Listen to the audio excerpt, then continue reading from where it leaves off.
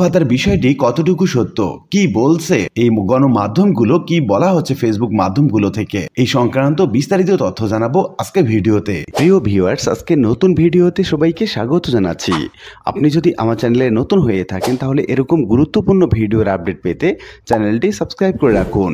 ভালো লাগলে like comment করুন আর সম্পূর্ণ ধারণা পেতে পুরো ভিডিওটি না টেনে দেখুন। তাহলে শুরু করা যাক।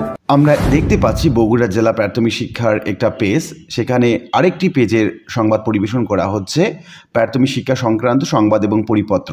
সেখানে বলা হচ্ছে মহার্ঘ ভাতা 11 থেকে 20তম গ্রেডের জন্য 35% আর 1 থেকে 10তম গ্রেডের জন্য 25% সুপারিশ করা হয়েছে। শিক্ষক জানালা এই পেজ থেকে বলা হচ্ছে 1তম গ্রেডের মূল বেতন হচ্ছে 78,000 টাকা, সেক্ষেত্রে 25% যদি বেতন বৃদ্ধি পায় তাহলে 19,500 টাকা বেতন বৃদ্ধি পাবে।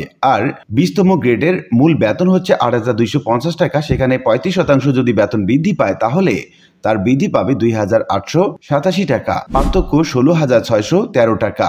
সাম্যের বাংলাদেশে এটি কখনোই সুবিবেচিত হতে পারে না।